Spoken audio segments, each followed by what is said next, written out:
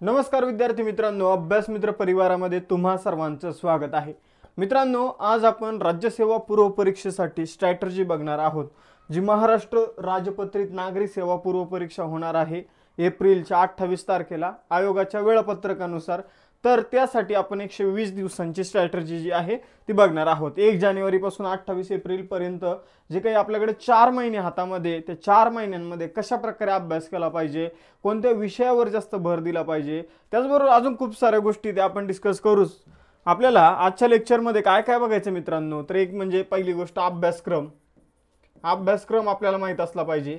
त्यानंतर दुसरा जो मुद्दा आहे तो म्हणजे विषयानुसार वेटेज माहित असले पाहिजे, कोणत्या विषयाला किती मार्क आहेत, ठीक आहे। त्यानंतर आपल्याला तिसरा पॉइंट हा माहित असला पाहिजे की कोणत्या विषयाला महत्त्व द्यायचं म्हणजे आपला अप्रोच ठरणार आहे, तर कोणत्या विषयाबद्दल कसा अप्रोच असला पाहिजे।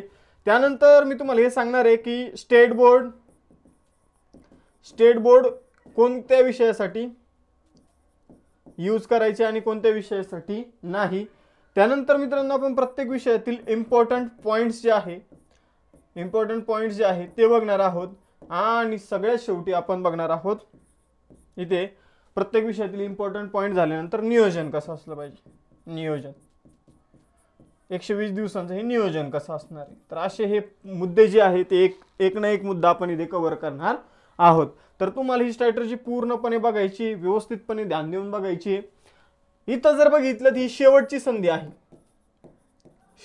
आहे जी राज्यसेवेची पूर्व परीक्षा ऑब्जेक्टिव्ह होते, किंवा राज्यसेवाचे एकंदरीत राज्यसेवेची पूर्व परीक्षा पुढेही ऑब्जेक्टिव्हच होणार आहे। राज्यसेवा यावर्षी ही शेवटच्या वेळी ऑब्जेक्टिव्ह होणार आहे मेन्सची परीक्षा, हा मुद्दा लक्षात घ्या। राज्यसेवा पुढच्या वर्षीपासून डिस्क्रिप्टिव्ह पॅटर्न जो असणार आहे तो एमपीएससी ने स्वीकारलेला आहे। तर 2025 पासून या आयोगाचा डिस्क्रिप्टिव्ह पॅटर्न असणार आहे। म्हणजे मुलं मागच्या 3-4 वर्षापासून तयारी करतात किंवा 2-3 वर्षापासून तयारी करतात किंवा जस्ट तयारीला लागलेले त्यांच्यासाठी सुवर्ण संधी आहे। सुवर्ण संधी का म्हणता येईल, तर आहे निवडणुका, ठीक आहे। तर निवडणुकांमुळे जागा जास्त असणार आहे, ठीक आहे, जागा जास्त असणार आहे आणि पुढेही पूर्व परीक्षा झाल्यानंतर जागा वाढण्याचे चान्सेस आहे। तर आपल्याला या सगळ्या मुद्द्यावर चर्चा करायची आहे। तर बघा, पहिली गोष्ट ही लक्षात घ्या की ज्यांना डिस्क्रिप्टिव्ह पॅटर्न द्वारे परीक्षा द्यायची नाही त्यांच्यासाठी शेवटची संधी, ठीक आहे। जर तुम्हाला लेखी मेन्स द्यायची नाही तर तुमच्यासाठी ही शेवटची संधी, कारण शेवटच्या वेळी मेन्स जी आहे ती ऑब्जेक्टिव्ह पॅटर्न नुसार होणार आहे। तर हे झाला पहिला मुद्दा। त्यानंतर यावेळी जागा सुद्धा चांगल्या असणार आहे, कारण निवडणूक आहे, तर 100% मी तुम्हाला सांगतो जागा यावेळी जास्त असणार आहे। त्यानंतर मग आपल्याला स्ट्रॅटेजी कसे असला पाहिजे, कसं नाही। मग सुरुवातीचा पॉइंट आपण बघूया, अभ्यासक्रम। आपल्याला आयोगाने अभ्यासक्रम काय दिलेला आहे, तर पूर्व परीक्षेचे 2 पेपर होतात, पेपर 1 आणि पेपर 2। मग पेपर 2 जो आहे तो सीसॅटचा आहे, तो क्वालिफाईंग आहे, त्यामुळे आपण त्याविषयी जास्त चर्चा नाही करणार आहे। मी शेवटी तुम्हाला सीसॅट विषयी पण सांगणार आहे, पण आपला मेन भर या स्ट्रॅटेजीमध्ये पेपर 1 वर असणार आहे, कारण पेपर 1 मध्ये तुम्हाला जितके जास्त मार्क असणार तितकं तुम्ही क्वालिफाय होऊ शकता। समजून घ्या, तुम्ही तिथं मेन्सची परीक्षा देऊ शकता। तर अशा प्रकारे सर्व काही पेपर 1 वर डिपेंड आहे, पेपर 2 वर डिपेंड आहे, पण पेपर 2 मध्ये क्वालिफाय होणं अवघड नाहीये, ठीक आहे। तर हा एक मुद्दा लक्षात ठेवायचा आहे। मग इथं जर बघितलं पेपर 1 चा आपल्याला सिलेबस काय दिलेला आहे, तर पेपर 1 मध्ये आपण जर बघितलं चालू घडामोडी आहे, त्यानंतर इतिहास आहे, त्यानंतर भूगोल आहे, त्यानंतर पॉलिटी आहे, राज्यशास्त्र आहे, त्यानंतर जर बघितलं तर इथं अर्थशास्त्र आहे, पर्यावरण आहे आणि सामान्य विज्ञान हे आपल्याला विषय दिलेले आहे। मग कोणत्या विषयाला किती मार्क्स आहेत, तर इथं जर बघितलं तर या पेपर 1 मध्ये 100 प्रश्न असतात आणि 100 प्रश्नाला प्रत्येकी 2 गुण असतात आणि इथं 200 मार्काचा पेपर 1 असतो। आणि पेपर 2 जर बघितलं तर 80 प्रश्न असतात, प्रत्येक प्रश्न 2.5 मार्काला असतो आणि अशा प्रकारे पेपर 2 सुद्धा 200 मार्कांचा असतो। मग या 200 पैकी आपल्याला क्वालिफाय होण्यासाठी 67-66 मार्क आवश्यक असतात, ते आपण इझिली मिळू शकतो। पण पेपर 1 मध्ये खऱ्या मुलांची स्पर्धा असते, खरी जी स्पर्धा आहे ती पेपर 1 मध्येच असते। मग आपण जर बघितलं तर प्रत्येक विषयाला किती वेटेज आहे हे आता आपण इथे बघू। तर आपण इथे जर बघितलं पर्यावरण आणि विज्ञान सोडलं तर प्रत्येक विषयावर 15 प्रश्न येतात आणि त्याला 30 मार्काचं वेटेज आहे। भूगोल 15 प्रश्न 30 मार्क, त्यानंतर राज्यशास्त्र म्हणजे पॉलिटी 15 प्रश्न 30 मार्क, अर्थशास्त्र 15 प्रश्न 30 मार्क, इतिहास 15 प्रश्न 30 मार्क आणि चालू घडामोडी 15 प्रश्न 30 मार्क. मग आपण जर बघितलं पर्यावरण जे आहे त्याच्यावर 5 प्रश्न येतात आणि हे 10 मार्कासाठी आहे, आणि जे विज्ञान आहे त्यावर 20 प्रश्न येतात, हे 40 मार्कासाठी. तर आपल्याला इथे एक समजतं की बाबा विज्ञान जो आहे तो सगळ्यात जास्त मार्क असलेला विषय आहे, सगळ्यात जास्त प्रश्न विज्ञानावर विचारले जातात. मग विज्ञानामध्येही आपण जर बघितलं तर फिजिक्स, केमिस्ट्री, बायोलॉजी आलं, मग त्यावर आपण पुढे चर्चा करूया. तर अशा प्रकारे हे विषयनिहाय वेटेज आपण बघितलेलं आहे. मग आता बघा, आपल्याला कोणत्या विषयाची तयारी जी ती जोरदार करायची. तर आपल्याला तसं जर बघितलं सगळ्याच विषयाची तयारी जोरदार करायची, पण आपल्याला काही चुका करायच्या नाही. फॉर एक्झाम्पल, काही मुलं परीक्षेला कमी कालावधी राहिला किंवा आताच तयारी सुरू केली तर काही विषय स्किप करतात, जसं की भूगोल झालं, पॉलिटी झालं आणि इकॉनॉमिक्स झालं. तर हे जे विषय भूगोल आणि पॉलिटी, तुमचं भूगोलासाठी सौदी सरांचं पुस्तक आणि पॉलिटीसाठी तुमचं एम लक्ष्मीकांत, ह्या 2 पुस्तकांमधून कव्हर होऊन जाते हे 2 विषय. आणि अर्थशास्त्र विषय जर बघितलं तर अर्थशास्त्राची भाषा किचकट असते, पण कन्सेप्ट जर क्लिअर असेल तर यामध्येही तुम्ही पैकीच्या पैकी मार्क मिळू शकता. तर आता ज्या मुलांनी 2, 3, 4 वेळा परीक्षा दिलेली आहे ते कधीच या विषयामध्ये कमी मार्क घेत नाही. ठीक आहे, ते कधीच या विषयामध्ये त्यांना कमी मार्क पडत नाही. 45 प्रश्न असतात, ठीक आहे, आणि 90 मार्कासाठी हे 3 विषय आहे. तर बरेचसे मुलं यामध्ये स्कोर करतात. 45 पैकी जर तुम्ही 40 जरी प्रश्न सोडवले आणि तुमचे ते बरोबर आले तर तुम्हाला 80 मार्क बघायला मिळतात. 35 जरी बरोबर आले तर 70 मार्कापर्यंत तुमचा स्कोर जातो. म्हणजे इथं जर मेरिट बघितलं तर मेरिट लागतं 100 ते 120 या दरम्यान मेरिट लागतं, पेपर पॅटर्ननुसार आणि वेगवेगळ्या कॅटेगरीनुसार या दरम्यान मेरिट लागतं. किंवा महिलांचं कधी कधी मेरिट या खाली सुद्धा येतं, काही कॅटेगरीचं मेरिट या खाली सुद्धा येतं. तर अशा प्रकारे जर बघितलं तर हे जे 3 सब्जेक्ट आहे, पुस्तकातून इन्फॉर्मेशन जी असते पुस्तकात ती वाचल्यानंतर आपण ज्याचं उत्तर देऊ शकतो, असे हे 3 विषय आहे. आणि ह्या 3 विषयाचा जर अभ्यास केला तर आपल्याकडं परफेक्ट रेफरन्स बुक सुद्धा आहे, की ह्या रेफरन्स बुक मधून याचा अभ्यास मी केला तर मार्क मिळण्याची हमी 100% आहे, गॅरंटी 100% आहे. म्हणजे हे असे विषय आहे. मग आपण यामध्ये जास्तीत जास्त स्कोर करायचा आहे.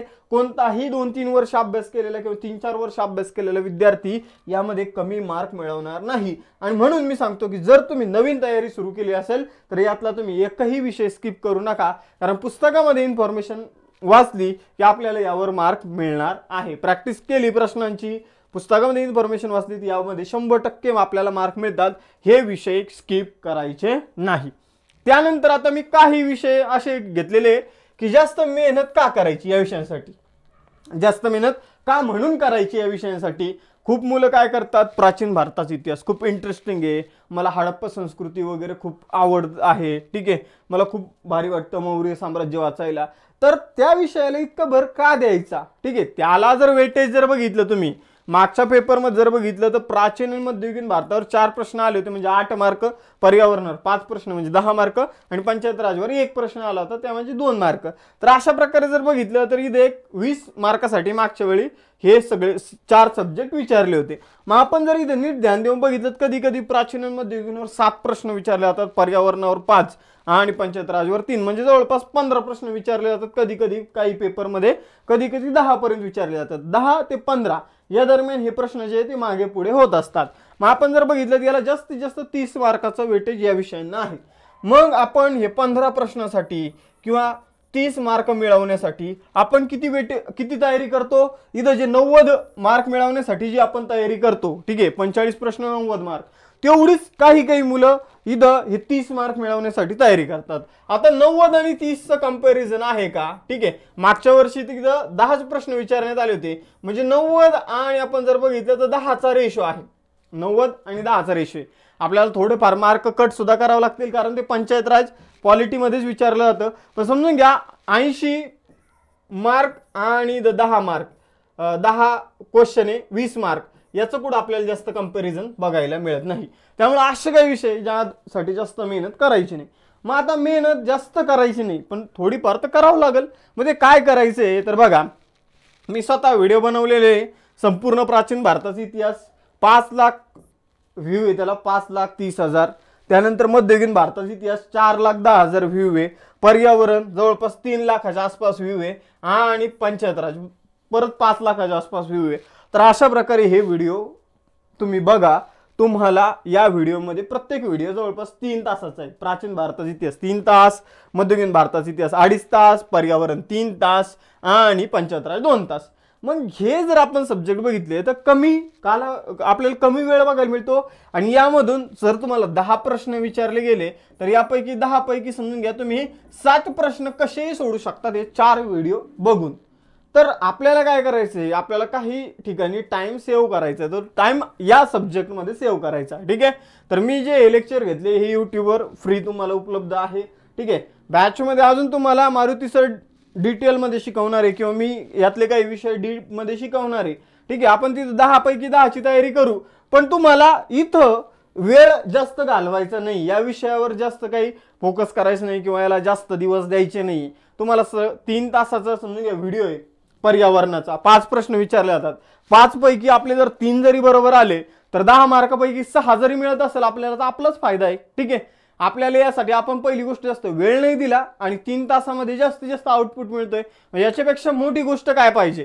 तर अशा प्रकारे हे जास्त मेहनत का करायची, तर हे विषय 4 आहे. प्राचीन भारताचा इतिहास, मध्ययुगीन भारताचा इतिहास, पर्यावरण आणि पंचायत राज. याला जास्त वेळ डोकं नाही लावायचं. सिंपल 3-3, 2-2 तासाचे व्हिडिओ आहे. खूप मुलांचे रिझल्ट आलेले हे व्हिडिओ बघून. तुम्ही व्हिडिओच्या खालच्या कमेंट वाचून बघा. ठीक आहे. तुम्हाला कळेल की कशा प्रकारे हे शिकवलेले. मग मित्रांनो इथं जर बघितलं तर अशा प्रकारे आपल्याला या विषयांमध्ये वेळ घालवायचा नाही, वेळ वाचवायचा आहे, याला जास्त वेळ द्यायचा नाही.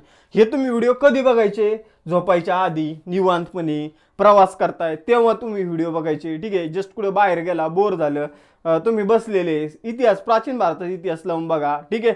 कसं होतं आपला इतिहास कसं नाही, तर तेव्हा या गोष्टी बघायच्या आहेत. हे विषयाचं महत्त्व तुम्हाला लक्षात आलं असेल. आपण पहिले विषय बघितले की यामध्ये आपण कोणताही विषय स्किपच करू शकत नाही, कारण पुस्तकामधून 100% मार्क देणार विषय. त्यानंतर हे विषय आपण काय करायचं, याला जास्त मेहनत नाही घ्यायची. आणि आता आपण मेसला जाणार की नाही, आपण क्वालिफाय होणार की नाही हे ठरवणार आता पुढचे 3 विषय. तर 3 विषय कोणकोणते, चालू घडामोडी, इतिहास आणि विज्ञान. आता इथे इतिहास काय घेतलं तर इतिहासामध्ये जर बघितलं तर 4 प्रकारचे इतिहास आहे, प्राचीन, मध्ययुगीन, ठीक आहे, महाराष्ट्राचा, आधुनिक. मग आपण बघितलं प्राचीन आणि मध्ययुगीनची स्ट्रॅटेजी आपण बघितलेली आहे, काय करायचं नेमका. आता महाराष्ट्राचा इतिहास आणि जो काही आधुनिक भारताचा इतिहास आहे त्यासाठी सिंपल कोणता तरी एक रेफरन्स यूज करायचा. ठीक आहे. कोणता तरी एक रेफरन्स यूज करायचा, याला जास्त टाइम द्यायचा नाही.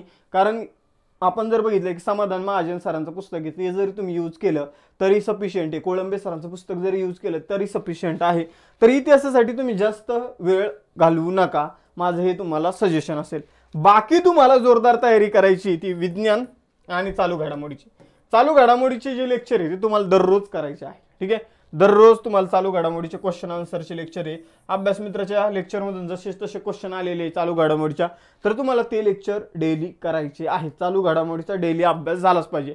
दररोज 1 तास चालू घडामोडी अभ्यासायचं. ठीक आहे.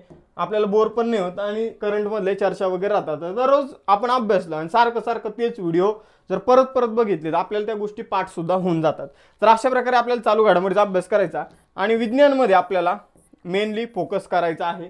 विज्ञानमध्ये जर तुम्ही जास्त स्कोर केला तर तुम्ही समजून घ्या क्वालिफाय झालाच म्हणून समजा. तर आता इथं जर बघितलं तर हे अशा प्रकारचे विषय इतके दिवस आम्ही काय करायचो, इतके दिवस आम्ही सांगायचो की पैकीच्या पैकी मार्क मिळून देणारे विषय हे, या विषयाला जास्त कॉन्सन्ट्रेट करायचं नाही. आणि विज्ञानमध्ये समजून घ्या या विषयामध्ये आपल्याला जास्त मार्क मिळत नाही. पण आपल्याला इथून पुढं बघा, आम्ही यापूर्वी काय म्हणायचो, थोडंच करा पण व्यवस्थित करा. पण आता मी तुम्हाला सांगाल विज्ञान जेवढं जास्त होईल तेवढं करा, कारण यामध्ये तुम्ही जितके जास्त मार्क मिळवणार तितके तुम्ही बाकीच्यांपेक्षा पुढे राहणार. त्यामुळे विज्ञानाची तयारी करा. बाकीच्या एक विषयाला जर 30 दिवस देत असाल तर विज्ञानाला 60 दिवस द्या, पण विज्ञानाची तयारी करा. कारण विज्ञान हा गेम चेंजर ठरतोय. तर हा एक गेम चेंजर विषय आहे. चालू घडामोडीचा दररोज अभ्यास करा आणि इतिहासाचं जेवढं म्हणजे थोडंच करा पण व्यवस्थित करा. महाराष्ट्राच्या इतिहासासाठी 11वीचंच पुस्तक करा पण व्यवस्थित करा. त्यानंतर समजा आधुनिक भारताच्या इतिहासासाठी कोणतंही एक पुस्तक करा पण तेवढंच व्यवस्थित करा. तर अशा प्रकारे हे विषय आहे. आपण विषयाची ओळख करून घेतली, कोणत्या विषयाला जास्त वेळ द्यायचा नाही, कोणत्या विषयाला जास्त वेळ द्यायचा आणि कोणता विषय आपल्याला करणं गरजेचंच आहे हे आपण बघितलं. मग यांचा अभ्यास कसं करायचं ते मी तुम्हाला पुढे सांगणारच आहे. मग पहिले आपल्याला काय करायचं, विश्लेषण करून घ्यायचं आहे. हा मुद्दा मी नेहमी सांगतो आणि हा मला सांगणं गरजेचं आहे. ठीक आहे. कारण मार्केटमध्ये आता काय केलेलं आहे तर मागील वर्षाचे स्पष्टीकरणासह PYQ, स्पष्टीकरणासह PYQ. आणि बरीचशी मुलं स्पष्टीकरणासह PYQ करत बसतात, ते वाचत राहतात आणि त्यामुळे होतं काय की त्यांना एकतर सिलेबस समजत नाही नेमकं काय आहे, ठीक आहे. आणि आपण जर बघितलं त्यांना काय समजत नाही, त्यांना याचा फायदा जो आहे तो अभ्यास करताना होत नाही, ठीक आहे. अभ्यास करताना याचा फायदा होत नाही. तर हे दोन मुद्दे नेमकं काय आहे तर ते मी तुम्हाला समजून सांगतो. काय करायचं आपल्याला, विश्लेषण करायचे. बघा 2013 पासून सर्व क्वेश्चन पेपर 2023 पर्यंतचे डाउनलोड करायचे राज्यसेवेच्या पूर्व परीक्षेचे. आणि मग जसं मी तुम्हाला कंबाईनला सुद्धा तेच सांगितलं, ज्यांनी व्हिडिओ बघितला नसेल त्याला आता परत सांगतो का आपल्याला काय करायचं, एक विषय घ्यायचा आहे. समजून घ्या, तुम्ही विषय घेतला भूगोल विषय घेतला, ठीक आहे. भूगोल, तर भूगोलामध्ये तुम्हाला एक गोष्ट लक्षात येईल की जो काही प्राकृतिक भूगोल आहे, जगाचा भूगोल आहे, जगाच्या भूगोलमध्ये एक नेहमी क्वेश्चन येतो, पृथ्वीच्या उत्पत्तीशी संकल्पना. मग आपल्याला लिहायचं पृथ्वीच्या उत्पत्ती संकल्पना. आता इथे शॉर्टकट मध्ये लिहितो. त्यानंतर आपल्याला प्रश्न येतो, समजून घ्या, क्षारतेवर प्रश्न विचारलेला आहे. त्यानंतर आपल्याला समजून घ्या भारताच्या भूगोलमध्ये लोकसंख्येवर प्रश्न विचारलेला आहे. तर हे सगळे टॉपिक जे आहे ते आपल्याला व्यवस्थितपणे लिहून घ्यायचे. आता याच्यापेक्षा मी तुम्हाला अर्थशास्त्राचं व्यवस्थित समजून सांगतो, म्हणजे त्यामध्ये सब पॉईंटवर खूप सारे प्रश्न विचारले जातात. मग अर्थशास्त्राचं कसं समजून घ्या. अर्थशास्त्र हा विषय तुम्ही घेतला अर्थशास्त्र, तर तुम्हाला पहिले हे लिहून घ्यायचंय की कोणकोणत्या टॉपिकवर प्रश्न विचारला जातो. समजून घ्या 2013चा पेपर तुम्ही घेतला, अर्थशास्त्राचं सांगतो, कारण भूगोलापेक्षा अर्थशास्त्र तुम्हाला व्यवस्थित समजेल की कशा प्रकारे विश्लेषण करायचं. तर बघा अर्थशास्त्रामध्ये तुम्ही 2013चा पेपर घेतला आणि 2013चा पेपर घेतल्यानंतर तुम्हाला असं लक्षात आलं की दारिद्र्य या टॉपिकवर प्रश्न आलेला आहे, ठीक आहे. त्यानंतर तुम्हाला असं कळतं की लोकसंख्या या टॉपिकवर प्रश्न आलेला आहे, लोकसंख्या. त्यानंतर तुम्हाला असं कळतं मित्रांनो, नियोजन आयोग यावर प्रश्न विचारलेला आहे, नियोजन आयोग, ठीक आहे. नियोजन आयोग यावर प्रश्न विचारलेला आहे. आता बऱ्यापैकी तुमच्याकडे लिस्ट येऊन जाते. मग हीच लिस्ट 2013 साठी काढायची, 2014 साठी काढायची, 2015 साठी काढायची, ठीक आहे, 2015 साठी काढायची, 2016 साठी काढायची. मग तुम्हाला असं कळेल की यामध्ये बऱ्यापैकी वर्षी दारिद्र्यावर प्रश्न विचारलेलाच आहे, म्हणजे दारिद्र्य हा सिलेबसचा मेन पार्ट आहे. लोकसंख्येवर प्रश्न विचारले, अशी तुमच्याकडे पूर्ण लिस्ट येईल, टॉपिकनुसार लिस्ट येईल, ठीक आहे. वेगवेगळ्या योजनांवर प्रश्न विचारलेला आहे, समावेशन या टॉपिकमध्ये, ठीक आहे. समावेशन या टॉपिकमध्ये वेगवेगळ्या योजनांवर प्रश्न विचारले. मग तुमच्याकडे पूर्ण अशी लिस्ट तयार होईल, ठीक आहे.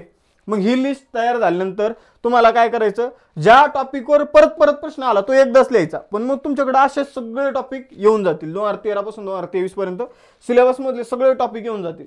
मग आपल्याकडे सगळे टॉपिक आल्यानंतर आपण सब टॉपिक बघायचे. दारिद्र्यावर दारिद्र्य विषयक समित्या, ठीक आहे, दारिद्र्याचे प्रकार, ठीक आहे, दारिद्र्याचे प्रकार. त्यानंतर आपण बाकीच्या विषयावर बघितले. लोकसंख्येमध्ये एकतर महाराष्ट्र भारत लोकसंख्येवर प्रश्न विचारले जातात.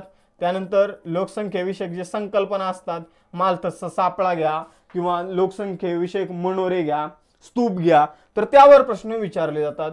स्तूप घ्या. त्यानंतर जर आपण बघितलं तर जे काही लोकसंख्या धोरण आहे त्यावर प्रश्न विचारले जातात.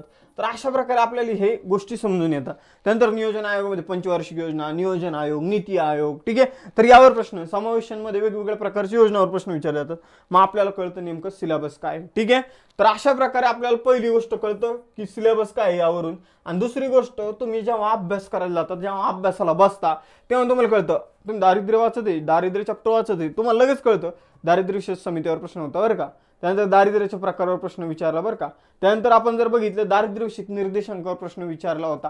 मग तुम्ही तो टॉपिक वाचताना तुमचं ऑटोमॅटिक कॉन्सन्ट्रेशन वाढतं आणि तुम्हाला त्याचा परीक्षेमध्ये खूप फायदा होतो. मग असं प्रत्येक विषयाच करायचं. भूगोल, मग भूगोलच केलं, पृथ्वीच्या उत्पत्तीची संकल्पना आजपर्यंत 4-5 वेळा प्रश्न आलेला आहे. मग तुम्ही हा टॉपिक स्किप करतच नाही, तुम्ही तो इतका परफेक्ट करून ठेवता की पुढच्या वेळी प्रश्न आला तर 2 मार्क पक्की. तसंच तुम्ही समजा क्षारतेवर प्रश्न येऊन गेलेला आहे, मग तो टॉपिक परफेक्ट करता, ठीक आहे. तर अशा प्रकारे भारताचा भूगोल घ्या, महाराष्ट्राचा भूगोल घ्या, समजून घ्या भारताच्या भूगोलामध्ये भूरूपावर प्रश्न येतो. तर मग भूरूप तुम्हाला कळतं, तर हा टॉपिक आपल्याला व्यवस्थितपणे करून जायचा आहे. तर तुम्ही काय करता, तुम्हाला कळतं की क्वेश्चन कशावर येऊन गेलेले आहे, हे तुमच्या बॅक ऑफ द माइंड सगळ्या गोष्टी लक्षात आलेल्या राहतात. आणि जेव्हा तुम्ही तो टॉपिक रीड करता तेव्हा तुम्हाला कळतं की यावर क्वेश्चन आला होता.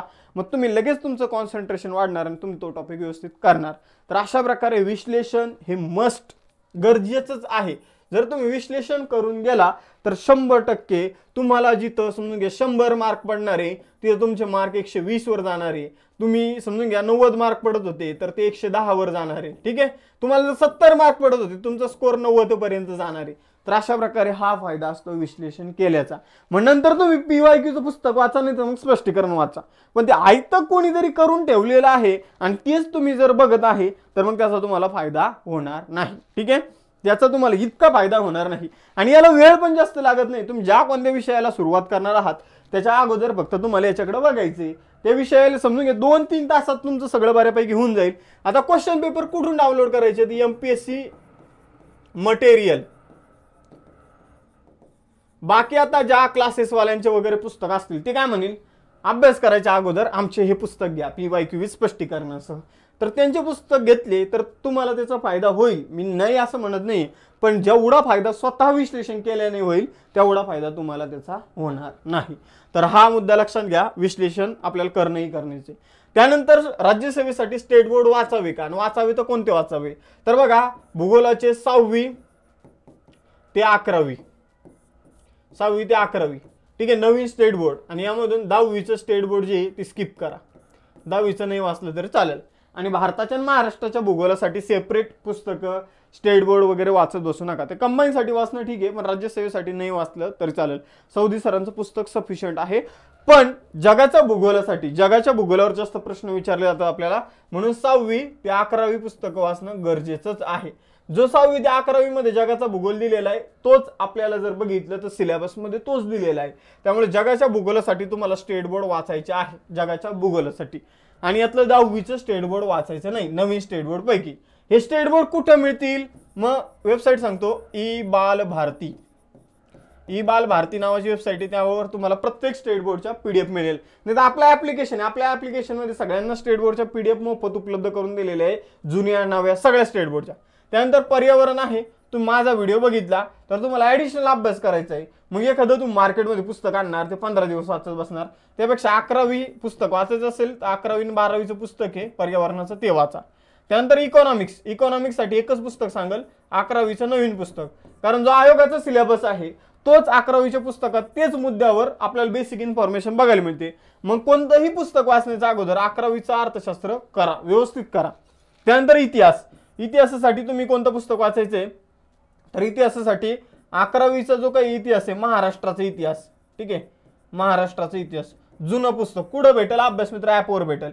आणि 11वीचंच आता इतिहासाचं नवीन पुस्तक आहे, ते एन्शियंट हिस्ट्रीसाठी आहे. ठीक आहे, एन्शियंट हिस्ट्रीसाठी आहे, तर ते तुम्ही करू शकता. तर महाराष्ट्राचा इतिहास आणि एन्शियंट हिस्ट्रीसाठी तुम्ही 11वीचं नवं आणि जुनं, नवं पुस्तक एन्शियंट हिस्ट्रीवर आहे, प्राचीन इतिहासावर आहे, आणि 11वीचं जे पुस्तक आहे ते महाराष्ट्राच्या इतिहासावर आहे. तुम्हाला हे दोन्ही पुस्तकं करायची आहे. ठीक आहे, आणि एक 7वीचं पुस्तक जे आहे स्टेट बोर्ड, ते मध्ययुगीन भारताच्या इतिहासासाठी आहे, ते सुद्धा तुम्ही करू शकता. इतिहासासाठी एवढी स्टेट बोर्ड आहे, तुम्ही ही जर केली तर तुम्हाला बाकी काही करायची गरज नाही. ठीक आहे, म्हणजे पुस्तकं तर वाचायचीच आहे, पण स्टेट बोर्ड जर बेसिक इन्फॉर्मेशन तुमच्याकडे असेल तर तुम्हाला त्याचा खूप परीक्षेमध्ये फायदा होईल. आणि पुढचे रेफरन्स बुकमधून वाचताना सुद्धा तुम्हाला एक बेसिक आयडिया आलेली असेल आणि त्याचा तुम्हाला फायदा होईल. तर इथं जर बघितलं तर इतिहासासाठी ही स्टेट बोर्ड आहे. एक 8वीचं जुनं होतं ते आधुनिक भारतासाठी आहे, तर ते सुद्धा तुम्ही रेफर करू शकतात. ही इतिहासासाठी स्टेट बोर्ड आहे. विज्ञानासाठी सगळीची सगळी स्टेट बोर्ड करायची. जवळपास 6वी ते 10वी मराठी भाषेतील आहे, आणि 11वी आणि 12वीची इंग्रजी भाषेतील आहे. तर 6वी ते 10वी एकदम ओळणावळ तुम्हाला माहीतच असली पाहिजे. आणि 11वी आणि 12वीचं पुस्तक जर कोणी शिकवत असेल किंवा कोणी तुम्हाला समजून घ्या, तुम्हाला जर इंग्रजी व्यवस्थित समजत असेल तर तुम्ही त्याची तयारी नक्की करा. कारण 11वी 12वीचं जे काही सायन्स आहे त्यामधून मोस्टली आता राज्यसेवेमध्ये प्रश्न विचारले जात आहे ना. अलीकडे गणित वगैरे फिजिक्समध्ये, केमिस्ट्रीमध्ये त्याचं गणित विचारण्याचं प्रमाण सुद्धा वाढलेलं आहे. तर अशा प्रकारे स्टेट बोर्ड जर यूज करायचे असतील, अजून आजपर्यंत काही जास्त अभ्यास केला नाही, तर हे स्टेट बोर्ड तुम्हाला वापरायचे आहे.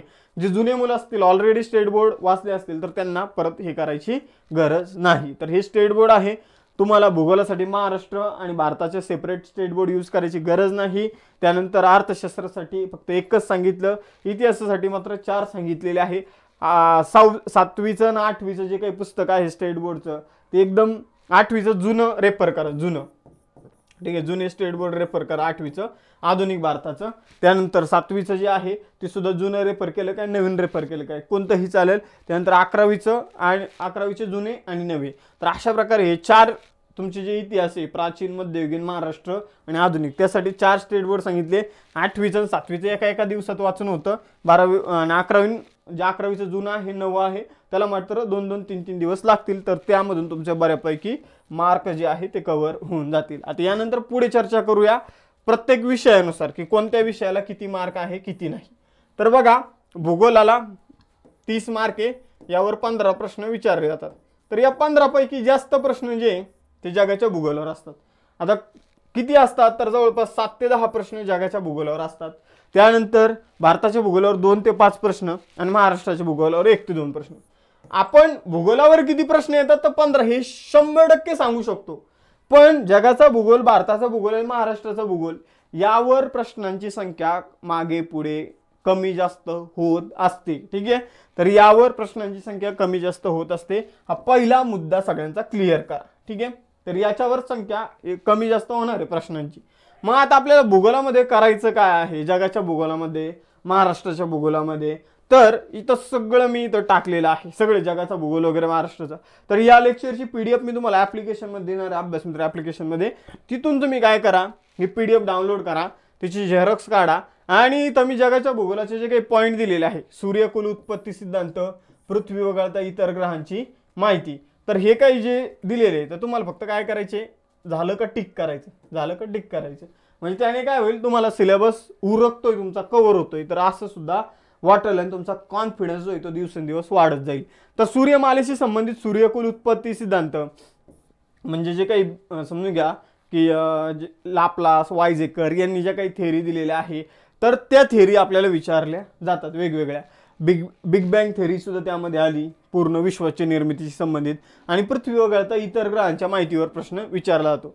त्यानंतर पृथ्वीशी संबंधित प्रश्न असतात. मग इथं सगळी इन्फॉर्मेशन दिलेली आहे, उपभूस्थिती, अपभूस्थिती, अक्षरवृत्त, रेखावृत्त, मोठी रात्र, लहान रात्र, उत्तरायण, दक्षिणायन आणि पृथ्वीचं फिरणं. त्यानंतर पृथ्वीचा अंतरंग, तापमान काय आहे, आपण पृथ्वीच्या आतमध्ये गेल्यानंतर तापमान वाढत जातं की कमी होतं. त्यानंतर प्रावरण, गाभा, विलगता, खोली, तर हे मुद्दे त्यामध्ये येतात, त्यावर प्रश्न विचारले जातात.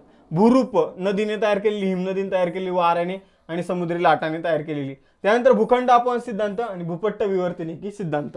त्यानंतर मंद हालचालीमध्ये पर्वत आणि पर्वताच्या प्रकारावर प्रश्न येतात. शीघ्र हालचालीमध्ये भूकंप आणि ज्वालामुखीवर प्रश्न येतात. त्यानंतर जर बघितलं तर उष्णतेचे संतुलन, हीट बजेट म्हणून एक टॉपिक आहे, त्यावर आपल्याला प्रश्न विचारले जातात. त्यानंतर वारे 100% यावर प्रश्न येत असतो, ग्रहीय वारे, मोसमी वारे, स्थानिक वारे. त्यानंतर खडक आणि खडकाचे प्रकार आणि महाराष्ट्रामध्ये जे काही खडक श्रेणी आहे, ठीक आहे, तर विंध्यन खडक, त्यानंतर आर्कियन खडक, मग तो कुठं आढळतो, तर त्यावर आपल्याला प्रश्न विचारले जातात. त्यानंतर पर्जन्य, आर्द्रता आणि क्षारता यावरही आपल्याला प्रश्न विचारले जातात. तर हे सगळं तुमचे हे जे सगळे टॉपिक आहे ना, तर हे सगळे टॉपिक 6वी ते 11वीचे जे काही स्टेट बोर्ड आहे त्यामधून तुमचे कव्हर होणार आहे. आणि स्टेट बोर्डचं काय असतं, त्यामध्ये वेगवेगळे इमेज असतात आणि समजून सांगितलेलं असतं. एक लहान लेकराला समजून जसं सांगितलं जातं, 6वीचा मुलगा त्याचा जी समजून घ्या IQ लेवल आहे त्यानुसारच त्याला शिकवलेलं पुस्तकामध्ये दिलेलं असतं. मग त्यामुळे ते आपल्यालाही वाचायला एकदम इंटरेस्टिंग वाटतं आणि एकदम समजून घ्यायला सोपं वाटतं. त्यामुळे स्टेट बोर्ड पहिले रेफर करा, नंतर सौदी सरांच्या पुस्तकाकडे जा. यानंतर जर बघितलं भारताविषयक माहिती, मग ते स्थान आणि विस्तार असो, अक्षरवृत्त, रेखावृत्त, लांबी, रुंदी, सीमा. यानंतर प्राकृतिक भूगोलामध्ये प्राकृतिक विभाग, पर्वत, डोंगर, रांगा, बेट, ठीक आहे, नद्या, धबधबे, धरणे, मृदा. त्यानंतर हवामानमध्ये हवामान, पर्जन्य, पर्जन्याचे प्रकार, कृषीमध्ये स्थलांतरित शेती, प्रमुख पिके आणि पिकांवर पडणारे रोग. तर हे भारताच्या भूगोलामधले टॉपिक आहे. आणि आपण जर बघितलं भारताच्या भूगोलामध्ये अजून महामार्ग, बंदर, रेल्वे मार्ग आणि आदिवासी जमाती यावर प्रश्न विचारले जातात. सेम भारताच्या भूगोलामध्ये जे टॉपिक आहे तेच महाराष्ट्राच्या भूगोलामध्ये टॉपिक आहे, बाकी इतर काही नाही. थोडे एक्स्ट्रा टॉपिक आहे, जसं की महाराष्ट्राच्या भूगोलामध्ये शिखर, खाड्या, घाट, डोंगर यावर प्रश्न विचारले जातात एक्स्ट्रा. त्यानंतर मृदा, खनिजे आणि वन, मृदाविषयक प्रश्न की कोणती मृदा कुठं सापडते, कोणतं खनिज कुठं सापडतं, कोणतं वन कुठे आढळतात. तर हे आहे महाराष्ट्राच्या भूगोलामधील टॉपिक. सेम स्थान विस्तार वगैरे सेम कॉमन टॉपिक आहे भारत आणि महाराष्ट्रामध्ये. त्यानंतर आदिवासी जमाती कॉमन टॉपिक, महामार्ग, बंदर, रेल्वे मार्ग कॉमन टॉपिक आहे. त्यानंतर उद्योगधंदे, जनगणना आणि पर्यटन. तर हे उद्योगधंद्याविषयक एक टॉपिक आहे, तो आपल्याला करायचा आहे व्यवस्थित. त्यानंतर पर्यटनामध्ये वेगवेगळे ठिकाणं, थंड हवेची ठिकाणं यावर प्रश्न विचारले जातात. थंड हवेची ठिकाणं झाले, त्यानंतर तुम्ही लेण्या झाल्या, तर यावर प्रश्न विचारले जातात. त्यानंतर जनगणना. तर जनगणना आपल्याला अर्थशास्त्रामध्ये सुद्धा आहे आणि भूगोलामध्ये सुद्धा आहे. मग तुम्ही कुठेही जरी केलं तरी चालेल, पण फक्त माझं एक सजेशन असेल की अर्थशास्त्रामध्ये तुम्ही जेव्हा जनगणना टॉपिकचा अभ्यास करता तेव्हा तुम्हाला बऱ्याचशा गोष्टी येतात त्यामध्ये, जसं की लोकसंख्याविषयक संकल्पना आहे, माल्थसचा लोकसंख्येचा सिद्धांत आहे. त्यानंतर मग पुढं भारत आणि महाराष्ट्राच्या लोकसंख्येचं कंपॅरिझन तुम्हाला करायचं आहे. त्यानंतर मग लोकसंख्याविषयक स्तूप वगैरे येतात. ठीक आहे, तर लोकसंख्या वाढीचे सिद्धांत, तर असे तुम्हाला लोकसंख्या व्यवस्थितपणे करायचं आहे. माझं एक यूट्यूबला व्हिडिओ लोकसंख्येचा, तो तुम्ही बघून घ्या की भारत आणि महाराष्ट्राच्या लोकसंख्येचा कसा कम्पेअर करून अभ्यास करायचा, तिथं मी कम्पेअर करूनच तुम्हाला शिकवलेलं आहे. आता पर्यावरण. तर पर्यावरणामध्ये या टॉपिकवर प्रश्न विचारले जातात. 4 टॉपिक: परिस्थितिकी, जैवविविधता, वातावरण बदल आणि पर्यावरण रक्षणासाठी राष्ट्रीय व आंतरराष्ट्रीय प्रयत्न. पण आपल्याला करायचं काय, हे आहे सिलेबसमध्ये. आपल्याला सिंपल डायरेक्ट जाऊन एक व्हिडिओ बघायचा, तिथंच आपला विषय खतम. ठीक आहे, एक व्हिडिओ यूट्यूबवर तो बघायचा. 5 प्रश्न आहे, 3 जरी बरोबर आले तरी आपल्याला सफिशियंट आहे. फक्त तुम्ही जे येत नाही ते 2 ते सोडवायचा प्रयत्न करू नका, म्हणजे तुम्ही निगेटिव्ह मार्किंगमध्ये तुमचे जास्त प्रश्न कट होणार नाही. पॉलिटी. तर पॉलिटीमध्ये जर बघितलं तर राज्यघटना आणि पंचायत राज या 2 मुद्द्यावर प्रश्न येतात. राज्यघटनेवर 12 आणि पंचायत राजवर जास्तीत जास्त 3. कधी कधी 1 ते 3 असतं पंचायत राजवर, 1 ते 3 प्रश्न विचारले जातात आणि राज्यघटनेवर 14 ते 12 प्रश्न विचारले जातात. मग राज्यघटनेमध्ये जर आपण बघितलं तर ब्रिटिशकालीन कायदे हा एक मुद्दा महत्त्वाचा. ब्रिटिशकालीन कायदे, मग कायदा कोणताही स्किप करायचा नाही. 1773चा रेग्युलेटिंग ऍक्ट जर सुरू केला तर हे कायद्याचा अभ्यास 1935लाच थांबला पाहिजे. जर तुम्ही 1935 स्किप केला आणि 1919 पर्यंतचे कायदे केले तर मग त्याचा काही उपयोग नाही, कारण प्रश्न जर 1935 वर आला तर मग तुम्हाला काय झालं, तिथं लॉस झालाच म्हणून समजा. त्यानंतर बघा, आपल्याला इथं मी नेहमी सांगतो की पॉलिटीमध्ये आयोग आपल्याला ग्रुप्सवर प्रश्न विचारतो. आयोग काय करतो, काही ग्रुप पाडलेले, जसं की सगळ्या कायद्याचा हा ग्रुप आहे, त्यामुळे तुम्हाला पूर्ण ग्रुपचाच अभ्यास करायचा, कोणताही मुद्दा स्किप करायचा नाही. जसं की घटना निर्मिती, घटनेची वैशिष्ट्य आणि प्रस्तावना यांचं एक गट आहे. यापैकी आपल्याला एकही मुद्दा सोडायचा नाही. तुम्ही अख्ख्या गटाला स्किप करा, ब्रिटिशकालीन कायदे नाही करायचे तर करू नका, पण त्यातलं थोडं करायला आणि बाकीच नाही करायला असं करू नका. ठीक आहे, घटना निर्मिती करायचं, घटनेचे वैशिष्ट्य आणि प्रस्तावना हे व्यवस्थितपणेच करायचं. मूलभूत हक्क, मार्गदर्शक तत्वे, मूलभूत कर्तव्य व्यवस्थितच करायचं. आणि आपल्याला पॉलिटीमध्ये संघ राज्य आणि त्याचं राज्यक्षेत्र म्हणजे कलम 1 पासून कलम 52 पर्यंत कलम आपली पाठ असली पाहिजे. आपल्याला ही कलम लक्षातच ठेवायचे, कारण दरवर्षी प्रश्न विचारले जातात. फॉर एक्झाम्पल संघ राज्य आणि त्याचे राज्यक्षेत्र कलम 1, 2, 3, 4 मोस्ट इम्पॉर्टंट. त्यानंतर नागरिकत्वाचे कलम आहे, कलम 5 ते 11 मोस्ट इम्पॉर्टंट आहे. नागरिकत्व लोकांकडून कसं काढून घेतलं जातं, नागरिकत्व कायदा 1955 मध्ये दिलेले. तर या गोष्टी आपल्याला करायच्या. 1 ते 52 कलम 100% करायचं. मग बाकी राष्ट्रपती आणि राज्यपाल, राज्यपाल कराल राष्ट्रपती नाही कराल, किंवा राष्ट्रपती कराल राज्यपाल नाही कराल, दोन्ही करावं लागेल. आणि कम्पेअर करून अभ्यास करा दोघांचाही. कोणती पॉवर, समजूया राज्यपाल आहे, आता समजूया राष्ट्रपतीकडे एखादं विधेयक आलं तर ते मंजुरी देऊ शकतात किंवा त्याला नाकारू शकतात किंवा ते रोखून ठेवू शकतात. राज्यपाल काय करू शकतो, मंजुरी देऊ शकतो, राखून ठेवू शकतो किंवा त्याला नाकारू शकतो किंवा राष्ट्रपतीकडे पाठवू शकतो. तर दोघांमध्ये हा फरक आहे. त्यानंतर समजून घ्या की आपण इथं जर बघितलं तर राष्ट्रपती आणि राज्यपाल यांना क्षमादानाचा अधिकार आहे, पण राष्ट्रपती सगळ्या लोकांना क्षमा करू शकतात, पण राज्यपाल जे ते लष्करी न्यायालयाने दिलेल्या शिक्षेविरुद्ध ते क्षमादानाचा अधिकार त्यांना प्राप्त नाहीये आणि मृत्यूदंडाच्या शिक्षेला ते क्षमादान करू शकत नाही. तर अशी जी छोटी छोटी डिफरन्स आहे ते आपल्याला माहित पाहिजे. सेम आपल्याला डिफरन्स मुख्यमंत्री आणि पंतप्रधान याविषयी माहित असले पाहिजे. समजून घ्या, मागं प्रश्न आला होता की मुख्यमंत्र्या व्यतिरिक्त जी काही मंत्रिमंडळाची सदस्य संख्या आहे ती विधानसभेच्या 15% वगैरे असली पाहिजे. तर इथं पंतप्रधान आणि मुख्यमंत्र्यामध्ये एक छोटासा डिफरन्स होता. ते डिफरन्स असा असतो की जे काही मुख्यमंत्र्याचं मंत्रिमंडळ असतं त्याची कमीत कमी संख्या 12 असते, पण असं जर बघितलं तर ती पंतप्रधानांबाबत असं कमीत कमी वाला काही सिस्टम दिलेलं नाही. तर ही छोटी छोटी डिफरन्स जे असतात कम्पेअर करून अभ्यास केल्यावर लक्षात येतात. डायरेक्ट एखादं पुस्तक घेतलं, त्या पुस्तकाचं अनुक्रमणिकेनुसार वाचलं पॉलिटीचं तर तुम्हाला ते कळणार नाही. तुम्हाला मुख्यमंत्री करा, पंतप्रधान करा, दोन्हीचं कंपॅरिझन करावं. ठीक आहे, तर तसा तुम्हाला त्याचा फायदा होणार आहे. त्यानंतर बघा संसद आणि विधिमंडळ. ठीक आहे, संसदेचा अभ्यास करायचा, राज्य विधिमंडळाचा अभ्यास करायचा, महान्यायवाद्याचा, महाधिवक्त्याचा, न्यायमंडळामध्ये उच्च न्यायालयाचा, सर्वोच्च न्यायालयाचा.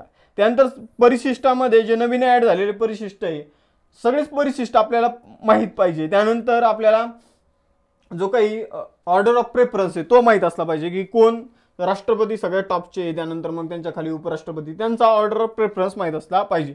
आणि पंचायत राजमध्ये पंचायत राजविषयक समित्या, पंचायत राजचे कलम आणि अनिवार्य वगैरे तरतुदी, की कोणत्या तरतुदी अनिवार्य आहे, कोणत्या तरतुदी अनिवार्य नाही. ज्यांना कोणाला हे काहीच माहीत नसेल त्यांना अभ्यास केल्यावर समजेल की सरांनी काय सांगितलं होतं. तर अशा प्रकारे एकमेकाची तुलना करून आपल्याला अभ्यास करायचा आहे.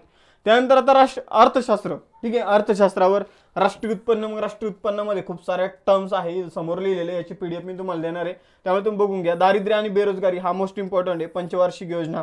त्यानंतर जनसांख्यिकी म्हणजे लोकसंख्यालाच म्हटलं तर समावेशक विकास, तर हे टॉपिक आहे. त्यानंतर शाश्वत विकास, पुढे MDG millennium development goals, sustainable development goals. शाश्वत विकास नेमकं कशाला म्हणायचं, 11व्या आणि 12व्या पंचवार्षिक योजनेचं उद्दिष्ट काय होतं. नंतर पैसा आणि चलन, यामध्ये पैशाच्या कार्यावर प्रश्न विचारला जातो. चलनवाढ, चलनवाढीचे प्रकार, कारण, परिणाम. ठीक आहे, चलनवाढीचे निर्देशांक, संकल्पना यावर प्रश्न. सार्वजनिक वित्तामध्ये तुटीचा भरणा, अर्थसंकल्प. आणि आपल्याला अर्थशास्त्र करताना अर्थशास्त्राविषयक चालू घडामोडी कव्हर करायच्या आहे. अर्थशास्त्रामध्ये वेगवेगळे निर्देशांक आहे. फॉर एक्झाम्पल ग्राहक किंमत निर्देशांक आहे, त्यानंतर त्यालाच कन्झ्युमर प्राइस इंडेक्स म्हटलं तर घाऊक किंमत निर्देशांक आहे. त्यानंतर जर आपण बघितलं तर आपल्याला उपासमारीचं निर्देशांक आहेत. असे वेगवेगळे निर्देशांकावर आपल्याला करंटची इन्फॉर्मेशन असली पाहिजे. यानंतर इतिहास. तर इतिहास प्राचीन आणि मध्ययुगीनचं काय करायचं हे आपण बघितलं. मग आधुनिक महाराष्ट्राच्या इतिहासासाठी 11वीचंच पुस्तक यूज करा, बाकी नाही केलं तर चालेल. आणि आधुनिक भारताच्या इतिहासासाठी 3 ते 8 प्रश्न असतात. तुम्ही समाधान महाजन सरांचं किंवा कोळंबे सरांचं पुस्तक यासाठी यूज करू शकता. किंवा आपल्या बॅचेसमध्ये मारुती सरांनी तुम्हाला क्लास पद्धतीने या गोष्टी शिकवलेल्या आहे. त्यानंतर तुम्हाला हे मुद्दे वगैरे सांगत नाही की प्राचीनमध्ये कोणते करायचे, मध्ययुगीनमध्ये कोणते करायचे, कोणते नाही. बाकी तुम्हाला मध्ययुगीन आधुनिक भारतासाठी कोणकोणते गोष्टी करायच्या हे सांगतो. गव्हर्नर जनरल, ब्रिटिशांनी केलेले कायदे, 1857 उठाव, समाज सुधारकांची चळवळ, काँग्रेसची स्थापना. त्यानंतर काँग्रेसचं अधिवेशन, मवाळ आणि जहाल यांचा अभ्यास केला पाहिजे. मुस्लिम लीग, काँग्रेसची चळवळी, टिळकांचे आणि गांधीजींचे कार्य आणि क्रांतिकारी चळवळी. त्याचबरोबर जर बघितलं तर महाराष्ट्राच्या इतिहासाविषयी तुम्ही 11वीचं पुस्तक करा, समाजसुधारक व्यवस्थित करून जा. समाजसुधारकांनी मग स्थापन केले संस्था, त्यांची वृत्तपत्र. ठीक आहे, त्यांचं स्वातंत्र्य चळवळीत योगदान आणि त्यानंतर क्रांतिकारी चळवळ. हे महाराष्ट्राच्या इतिहासाशी संबंधित आहे. तर महाराष्ट्राच्या हिस्ट्रीशी संबंधित या गोष्टी आहे, या करायच्या आहे. त्यानंतर विज्ञान. आपल्याला बायोलॉजीवर जवळपास 12 प्रश्न असतात, त्यामुळे बायोलॉजीला तुम्ही पहिला प्रेफरन्स द्या. बायोलॉजीचा व्यवस्थितपणे अभ्यास करा. नंतर मग केमिस्ट्री आणि फिजिक्सकडे जा. तर बायोलॉजीचं तुम्हाला पेशी, त्यानंतर ऊती, त्यानंतर सर्व संस्था, वनस्पती वर्गीकरण, प्राणी वर्गीकरण, पोषण आणि जैवतंत्रज्ञान हे टॉपिक जे हे मोस्ट इम्पॉर्टंट आहे. त्यानंतर जे काही केमिस्ट्री आहे त्यामध्ये अणु, किरणोत्सारिता, कार्बनचे युग दरवर्षी यावर प्रश्न विचारला जातो. आणि भौतिकशास्त्रामध्ये ध्वनी, प्रकाश, विद्युतधारा आणि कार्य, बल आणि ऊर्जा. तर हे टॉपिक मोस्ट इम्पॉर्टंट आहे. तर हे सब टॉपिक मी तुम्हाला का दिलेले, तर तुम्हाला सिलेबस कसा आपला कव्हर होतोय हे बघण्यासाठी. आणि सिलेबसमध्ये किमान एवढे टॉपिक तुम्हाला कव्हर करायचेच आहे. हे टॉपिक कव्हर केले की तुमचा कॉन्फिडन्स निश्चितच वाढेल आणि तुमचे आयोगाचे प्रिव्हियस इयर क्वेश्चन नक्कीच सुटेल. त्यानंतर चालू घडामोडीसाठी आपल्याला बाकी मी तुम्हाला शिकवणार आहे, मी यूट्यूबवर पण शिकवणार आहे, ॲप्लिकेशनवर पण शिकवतोय मीच. तर बाकी तुम्ही माझे जर लेक्चर बघितले मी तुम्हाला याची गॅरंटी देतो, 15 पैकी तुमचे जवळपास एक 11 ते 12 प्रश्न मी तुमचे बरोबर आणून देईन. आणि एवढी चालू घडामोडीविषयी गॅरंटी मला नाही वाटत MPSC मध्ये तुम्हाला कुणी देऊ शकतं. कारण चालू घडामोडी आपण इतके जबरदस्त घेतलेले की डायरेक्ट आयोगाचे क्वेश्चन, आपले क्वेश्चन बऱ्यापैकी सेम आलेले आहे बऱ्याच वेळा. कारण आपण जे रेफरन्स यूज करतो तो बऱ्यापैकी आयोगाचे रेफरन्स सुद्धा सेमच आढळलेले. फॉर एक्झाम्पल एक GK टुडे नावाची वेबसाईट आहे, आयोगाने त्याच वेबसाईटवरून बरीचशी इन्फॉर्मेशनवर क्वेश्चन घेतलेले आणि आम्ही सुद्धा बऱ्यापैकी त्याच वेबसाईटचा वापर करून मुलांना क्वेश्चन फ्रेम करून सोडवायला दिलेले. म्हणजे आपलं संदर्भ एकच होतं दोघांचा, म्हणून ते क्वेश्चन मॅच झालेले. तर तुम्हाला इथं जे काही मी शिकवणार आहे तर ते बघायचे. आणि जर तुम्ही एखादं पुस्तक घेणार आहात चालू घडामोडीविषयी तर त्यामधले पुरस्कार, महत्त्वाची व्यक्ती, मग त्यामध्ये नियुक्त्या, कोणत्या व्यक्तीला पुरस्कार मिळाले ते व्यक्ती आणि निधन झालेले व्यक्ती, त्यानंतर गाजलेल्या वर्षभरामध्ये गाजलेल्या मोठमोठ्या घडामोडी आणि पहिल्या घडामोडी, त्यानंतर संरक्षण, अंतरिक्ष, क्रीडा, तंत्रज्ञान. तर एवढं आपल्याला कव्हर करायचंय चालू घडामोडीमध्ये. पण तरीही एवढं कव्हर केलं तरी आपण निश्चित असं सांगू शकत नाही चालू घडामोडी यामध्ये आपल्याला चांगलेच मार्क मिळतील. तर चालू घडामोडीसाठी कोणतंही एका विषयाचं रेफरन्स बुक यूज करायचं आणि त्यानंतर आपले व्हिडिओ बघायचे, हेच मी तुम्हाला सजेस्ट करेल. बाकी विज्ञानासाठी तुम्हाला मोस्टली रेफरन्स बुक काय असणार आहे तर 6वी ते 12वी पर्यंतचे स्टेट बोर्ड. जर तुम्ही एखादं पुस्तक यूज करत असाल तर तुम्हाला 100% असं कळेल की त्या पुस्तकामध्ये, कोणतंही पुस्तक असू द्या, कोणत्याही लेखकाचं असू द्या, त्या आणि त्यातल्या बऱ्याचशा गोष्टी स्टेट बोर्डमधून ॲज इट इज उचललेल्या आहे, हे तुम्हाला नंतर जाणवेल जेव्हा तुम्ही स्टेट बोर्ड वाचाल. त्यानंतर जर आपण बघितलं आधुनिक भारताचा इतिहास 11वीचं पुस्तक मी रेफरन्स बऱ्यापैकी सांगितलेले आहे. तुम्हाला फक्त अर्थशास्त्राचा रेफरन्स सांगतो की अर्थशास्त्रासाठी तुम्ही देसले सरांचं पुस्तक जे आहे ते यूज करा. देसले सरांचे 2 पुस्तकं आहे, तर त्या 2 पुस्तकापैकी आपले टॉपिक कोणत्या पुस्तकातून कव्हर होतात हे तुम्हाला कळून जाईल. मग पहिलं पुस्तकामधून बऱ्यापैकी टॉपिक कव्हर होतात, मग पहिलं पुस्तक करा. यानंतर जर बघितलं आणि मी तुम्हाला जाणून बुजून प्राचीन आणि मध्ययुगीन भारताची इतिहासामधले सब टॉपिक सांगितले नाही, कारण तुम्हाला डायरेक्ट डोळे झाकून आपले व्हिडिओज बघायचे, बाकी काही नाही करायचं, कारण त्याला आपल्याला जास्त टाइम द्यायचा नाही. आता येऊया नियोजनावर. आपण सगळी चर्चा केली, ठीक आहे. स्टेट बोर्ड कोणते करायचे, त्यानंतर कोणत्या विषयाला किती वेटेज आहे, सिलेबस काय आहे, त्यानंतर प्रत्येक विषयातील महत्त्वाचे पॉईंट्स कोणते. त्यानंतर आता आपण येऊया की नियोजन कसं असलं पाहिजे.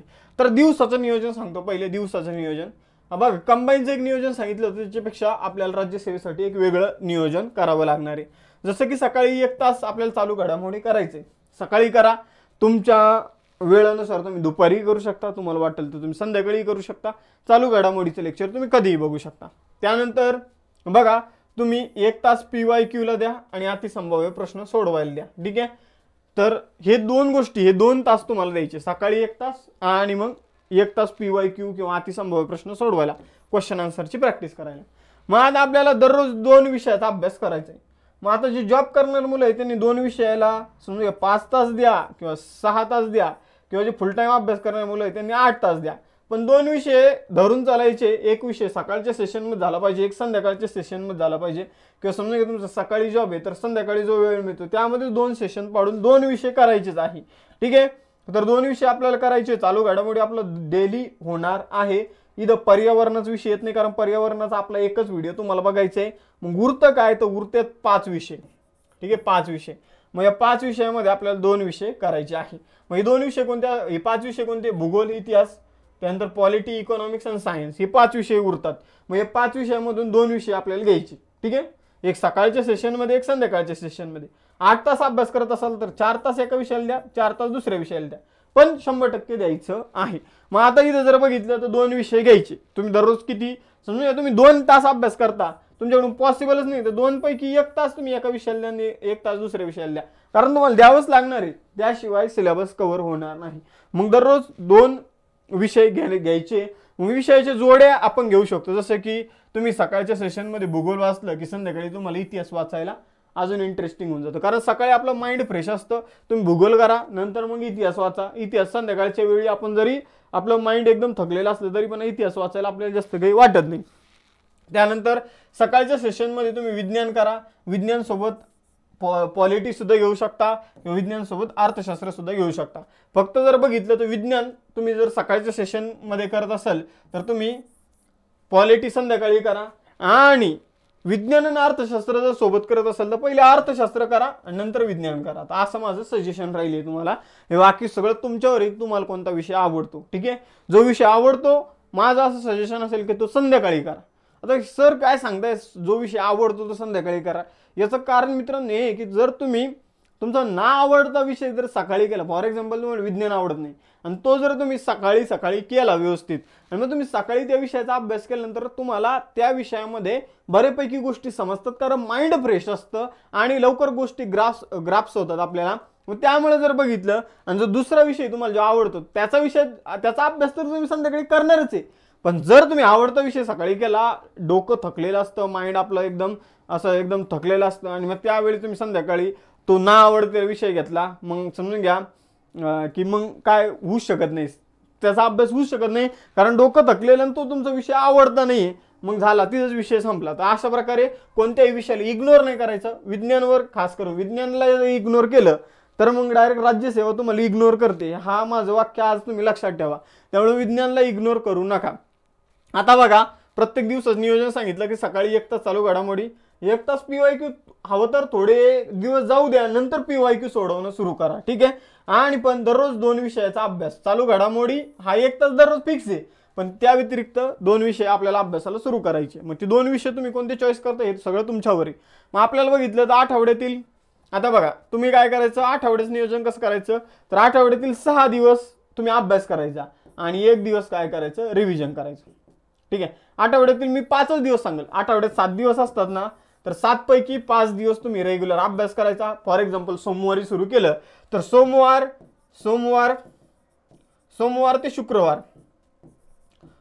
ते शुक्रवार अभ्यास करायचा. त्यानंतर 6व्या दिवशी रिव्हिजन करायचं, 6व्या दिवशी त्याचं रिव्हिजन करायचं. आणि जो 7वा दिवस असेल तो आपल्याला CSAT ला द्यायचा आहे. म्हणजे शनिवारी रिव्हिजन करायचं आणि 7वा दिवस CSAT ला द्यायचं आहे. आणि CSAT ला देऊन मग बाकी निवांत राहायचं, संध्याकाळी वगैरे निवांत राहायचं. थोडं आयुष्यात रिलॅक्स पण व्हायचं. जर तुम्ही कंटिन्यू अभ्यास केला तर एका पॉईंटला आपल्याला असं वाटतं की मला काही करायची इच्छाच होत नाही, आणि मग तुम्ही परीक्षेच्या अगोदर जर तुम्ही अभ्यास नाही केला तर अचानक प्रेशर येतं, दडपण येतं, ठीक आहे. मग तुम्ही काय करायचं, समजा संडेला तुम्ही CSAT घेतलं तर CSAT मध्ये आपल्याला काय करायचं, CSAT मध्ये जर बघितलं तर आपल्याला असतात पॅसेज, 50 प्रश्न पॅसेजवर असतात. 50 प्रश्न म्हणजे पॅसेजवर 125 मार्क फक्त पॅसेजेस आपल्याला देतात. फॉर एक्झाम्पल इंग्रजी नाही जमत तरी पण 45 प्रश्न पॅसेजवर आहे. किती? 45. म्हणजे इथं ही जवळपास 112.5 मार्क आपल्याला पॅसेज मधून मिळणार आहे. तर आपल्याला लागतात किती? 67 मार्क लागतात, 67. मग पॅसेज मधूनच एवढे मार्क येतात, ठीक आहे. मग पॅसेज समजून घ्या तुमची ॲक्युरसी जरी बरोबर नाही आली तरी पण तुम्ही किमान 50 ते 60 मार्क इझिली पॅसेज मध्ये मिळू शकता. सिंपल लहान 8वीच्या पोराला जर ते दिले पॅसेज सोडवायला तरी पण ते सॉल्व्ह करू शकतं. त्यामुळे CSATचं मी तुम्हाला जास्त काही लोडच दिलेलं नाही स्ट्रॅटेजीमध्ये. तुम्हाला फक्त 7व्या दिवशी काय करायचंय, पॅसेज सोडवायचे. पण पॅसेज पण कसे सोडवायचे, 2000 समजून घ्या 23चा पेपर घ्या, 2023चा पेपर या संडेला घ्या, पुढच्या संडेला 2022चा पेपर घ्या. 2013चा पेपर घेऊ नका, कारण 2013चा पेपर घेतला की ते ऑलरेडी 2013, 14, 15, 16 पॅसेज इतके अवघड होते की तुम्हाला पॅसेज सोडवायची इच्छाच नाही होणार. आता 2000 क्वालिफाईंग झालं CSAT तेव्हापासून सोपे पॅसेज येतात. मग सोप्याकडून अवघडकडे जा, अवघडकडून सोप्याकडे गेलं तर मग त्याचा फायदा नाही होत. मग 2023चा पॅसेज घ्या, पुढच्या रविवारी 2022चा, त्याच्या पुढच्या रविवारी 2021चा. अशा प्रकारे तुम्हाला प्रत्येक रविवारी काय करायचे, CSAT साठी राखीव ठेवायचे आणि मग पॅसेज करायचे. आणि मग जे काही गणित बुद्धिमत्ताचे प्रश्न रिपीट झालेले आहे ते बघायचे आणि ते युट्यूबवर समजून घ्या, बॅच जॉईन केली असेल तर बॅचमध्ये शिक्षकांकडून शिकून घ्यायचं आणि त्याची प्रॅक्टिस वगैरे करायची, ठीक आहे. त्यासाठी RS अग्रवाल सरांचं पुस्तक येतं गणित बुद्धिमत्तेसाठी, 2 वेगवेगळे, मराठी भाषेमध्ये पण इंग्रजी भाषेमध्ये पण, ती प्रॅक्टिससाठी घ्या. आणि त्यानंतर डिसिजन मेकिंगवर प्रश्न असतात, त्याचे 12.5 मार्क असतात. याला तर निगेटिव्ह मार्किंग सुद्धा नसते. ही एक सिच्युएशन दिलेली असते, त्यामध्ये तुम्हाला निर्णय घ्यायचा असतो ॲज अ अधिकारी म्हणून तुम्ही काय केलं पाहिजे. तर त्यामधूनही तुम्हाला 5 ते 10 मार्क तर इझिली मिळून जातात. तर अशा प्रकारे CSAT जे ते क्वालिफाईंग आहे, पण तरी पण त्याला इग्नोर नाही मारायचं. 7व्या दिवशी आपल्याला त्याचे पॅसेज सॉल्व्ह करायचे, त्याचे डिसिजन मेकिंगचे जे काही क्वेश्चन आहे ते सॉल्व्ह करायचे. 2023 पासून मागं जायचे आणि जे काही गणित बुद्धिमत्ताची रिपिटेटिव्ह जे काही तुम्हाला कळतं की सिलोगिझम यावर दरवर्षी प्रश्न येतो, मग त्याची थोडी प्रॅक्टिस करा, ठीक आहे. वयवारी त्यावर प्रश्न येतो, त्याची प्रॅक्टिस करा, ठीक आहे. तर अशा प्रकारे आठवड्याचं नियोजन असलं पाहिजे. 7 दिवसातून 5 दिवस आपल्याला हा पॅटर्न यूज करायचा आहे. त्यानंतर 1 दिवस रिव्हिजनला द्यायचा आहे आणि जो 7वा दिवस असेल तो CSAT ला द्यायचा. तर कंबाईनचं याचं पूर्ण जे आहे नियोजन ते वेगवेगळे, ठीक आहे. दोन्हीची स्ट्रॅटेजी आपल्याला वेगवेगळी ठेवायची आहे. मग असं करता करता तुम्ही 30 दिवसात कोणत्याही एका विषयाची जोडी जी आहे ती कव्हर करायवर लक्ष द्या. जे कव्हर करायवर लक्ष म्हणजे हे जे पॉईंट दिलेले आहे मी तुम्हाला, तर ते कव्हर करण्यावर लक्ष द्या. म्हणजे 30 दिवसामध्ये समजून घ्या तुम्ही भूगोल आणि इतिहास जरी केलं, समजून घ्या. आता आम्ही बॅचेसमध्ये समजून घ्या, मी पॉलिटी शिकवतोय, हर्षली मॅम सायन्स शिकवता. तर समजून घ्या पुढच्या जानेवारी महिन्यामध्ये तुमचं किमान सायन्समधलं बायोलॉजी तरी झालं पाहिजे आणि आपलं पॉलिटी तरी झालं पाहिजे. तर पुढच्या 30 दिवसात पॉलिटी आणि तुमचं बायोलॉजी कव्हर होऊन जाईल. त्यानंतर आपली 15 मार्काची तयारी सुरू आहे, चालू घडामोडीची, रेग्युलर चालू घडामोडीची 15 मार्काची तयारी सुरू आहे. त्यानंतर पॉलिटी 15 मार्क तुमचे मी कव्हर करून देईल. 15 प्रश्नांची तयारी करून घेईल, हर्षल मॅडम 12 प्रश्नांची तयारी करून घेईल. तर अशा प्रकारे तुमचं येऊन जाईल या महिन्यामध्ये. मग हे बॅचमधल्या विद्यार्थ्यांनी सांगितलं तुम्ही तुमचे जे काही वेगळे विषय अभ्यास करत आहात त्या 2 विषय घेऊन टाका. त्यानंतर आपल्याला रिव्हिजन रेग्युलर ठेवायची. जर रिव्हिजन केलं नाही तर तिथं तुम्ही बाहेर पडला. 2 गोष्टी इग्नोर नाही करायचं, विज्ञानला आणि रिव्हिजनला. रिव्हिजन वेळोवेळी करायचीच आहे. रिव्हिजनला जितकं टाइम द्याल तितकं तुम्हाला परफेक्ट तुम्ही पासच होणार असं मी तुम्हाला सांगतो. या 2 विषय जर तुम्ही केले, या 2 गोष्टी जर केले, एक विषय आहे विज्ञान आणि दुसरा आहे रिव्हिजन, तर अशा प्रकारे अनेक रेग्युलर चालू घडामोडी. तर हा आपल्याला पॅटर्न ठेवायचा आहे. त्यानंतर प्रवास करता करता झोपण्याच्या अगोदर तुम्ही 2 गोष्टी करायच्या आहे. तुम्ही कुठं चालला, सकाळी व्यायाम वगैरे करत आहात, तर अशा वेळी आपला तो प्राचीन भारताचा इतिहासाचा व्हिडिओ लावून द्या, मध्ययुगीन भारताचा इतिहासाचा व्हिडिओ लावून द्या, पंचायत राज वगैरे हे व्हिडिओ लावून द्या बिंदास, पर्यावरण, आणि ते जस्ट ऐका. ठीक आहे, ते जस्ट ऐका, ॲज अ ऑडिओ सारखा ऐका किंवा मग बघा. ठीक आहे, त्याचा तुम्हाला 100% फायदा होईल. किंवा मग रात्री झोपताना PYQ सोडवा. कुठं बाहेर आहे, काही करू शकत नाही, अभ्यास करण्याची इच्छा आहे, बळजबरी तुम्हाला कुठंतरी पाहुण्याकडे घेऊन गेले, तर तिथं आपले 3-3 तासाचे व्हिडिओ आहे, ते जस्ट मोबाईल खिशात ठेवून द्या, हेडफोन लावून टाका, ऐकत बसा. ठीक आहे, तर अशा प्रकारे तुम्हाला तो अभ्यास करायचा आहे. आणि 15 दिवसातून 1 दिवस थोडा बाहेर पडा, थोडं फिरा. ठीक आहे, बाकी कोणी सांगत नाही तर मला माहीत नाही, पण तुम्हाला तुमचं माइंड जे आहे ते फ्रेश करायचं आहे. तुम्हाला मी 100% सांगतो की 1 दिवसानंतर आपण सलग अभ्यास केला 45 दिवस 50 दिवस, तर आपल्याला इतका वैताग आल्यासारखं होऊन जातं आणि आपण काय करतो, टाइमपास करायला लागतो. आणि हळूहळू हाच टाइमपास 2-3 दिवस झाला का आपल्यावर प्रेशर येतं, दडपण येतं. तर हे दडपण नाही आणायचं, बिंदास 14 दिवस ताणून अभ्यास करायचा, 1 दिवस रिलॅक्स व्हायचं, रिलॅक्स राहायचं, मन शांत ठेवायचं, फिरा, कुठं बाहेर जाऊन या, त्याने तुम्ही रिलॅक्स होणार. परत पुढचे 14 दिवस ताणून अभ्यास करायचा. तर अशा प्रकारचं नियोजन ठेवायचं आणि तुम्हाला 100% सांगतो तुम्हाला यश मिळणार.